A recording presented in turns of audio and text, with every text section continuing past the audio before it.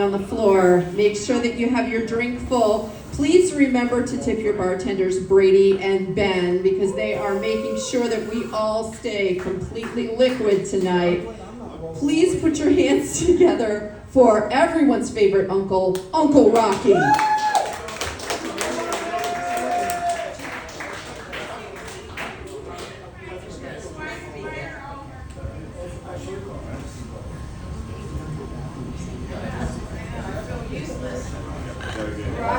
Thank you, band leader.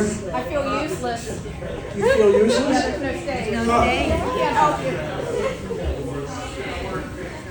You're catty. I have to sit down because I'm old and I walk with a cane. And, you know, she told you, I'm going to have you rolling on the floor. Chances are I'll be rolling around first. How about the love bugs? These things really suck. They get all over the car. We had a power wash when we got home the other night. You know what the last thing the love bug sees is this.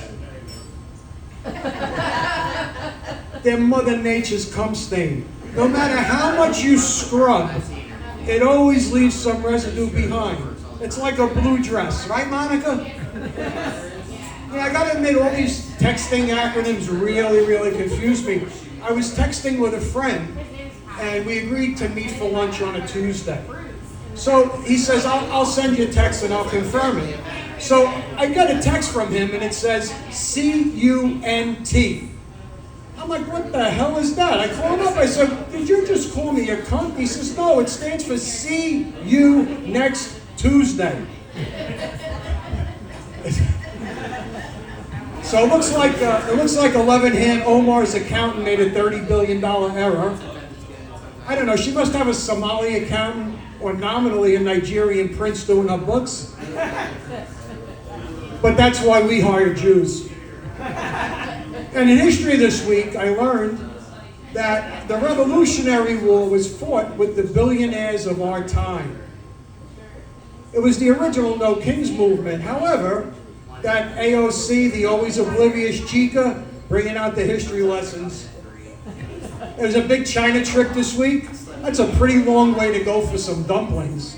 You know, I was in China a few times during my corporate career, and I'm standing on the Great Wall, and these Chinese people are sort of sidling up next to me to take a picture. I tell my wife this story when I get home, and she says to me, they must have thought you were Homer Simpson and they wanted a photo with a celebrity. You know, I've lost about 65 pounds since last May. And it's funny, like, people who haven't seen me in a long while will look at me and they'll go, you lost a lot of weight. And I said, yeah, I have. And their head tilts and they look and they go, are you feeling okay? I was like, yeah.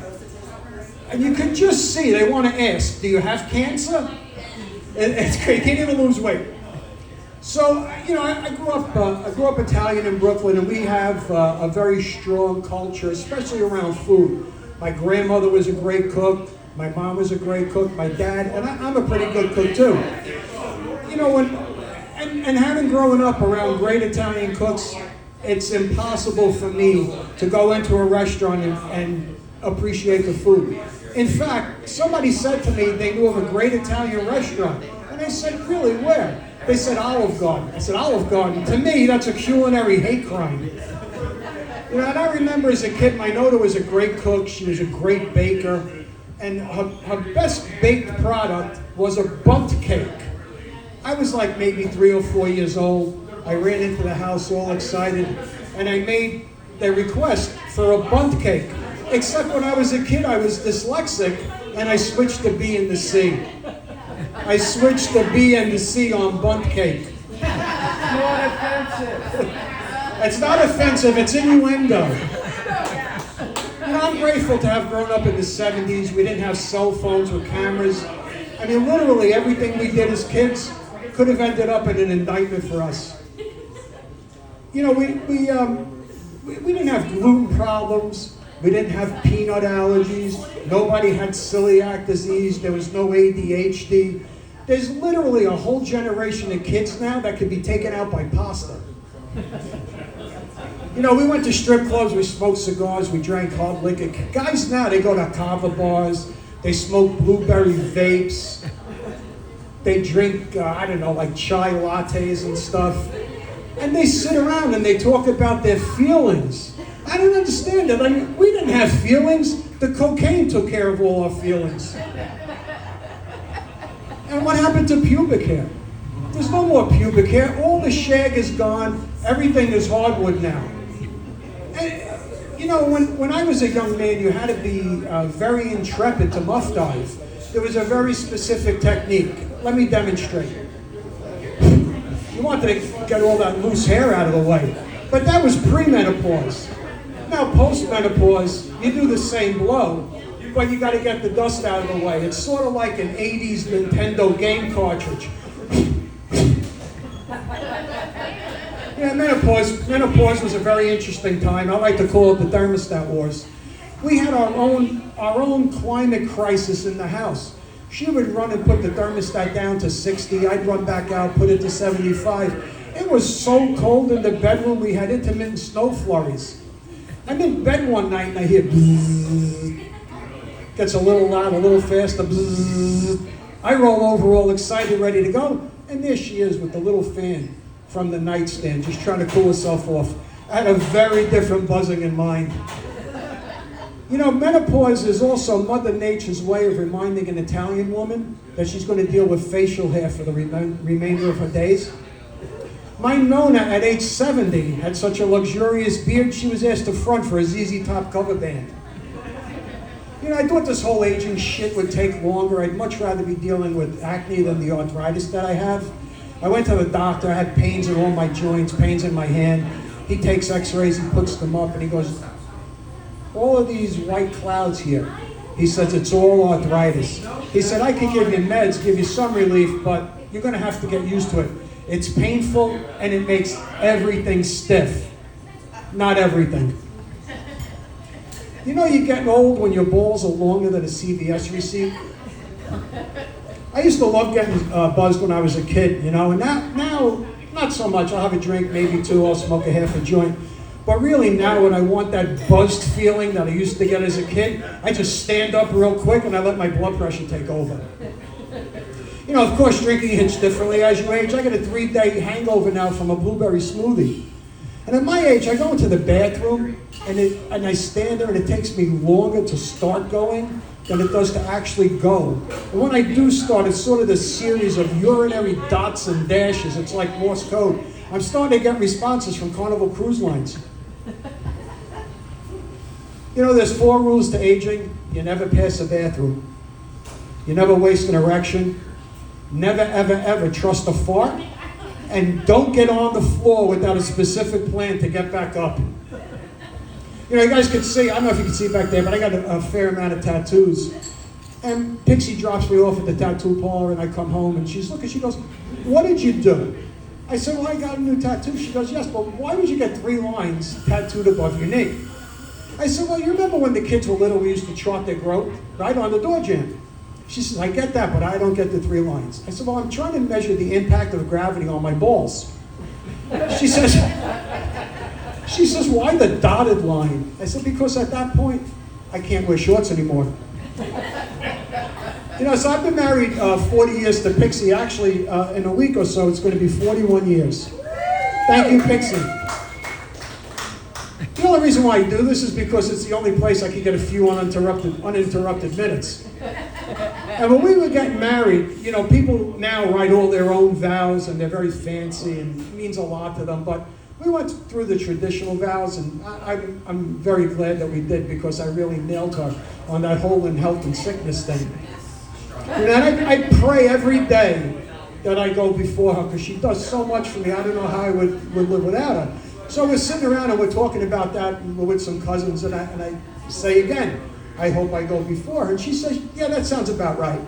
But then I said, if she goes first, I would be right behind her. My cousin chimes in and says, well, that's because you'd have a broken heart. You would go right behind her. She chimes in and she says, he's not going to have a broken heart. He can't get out of his fucking recliner to feed himself. That's why he's going to die. Have you ever tried to win an argument with a spouse? You're married, right? Yeah, have you ever tried to win an argument? It's adorable. You can't. You run out of breath first, right? Exactly.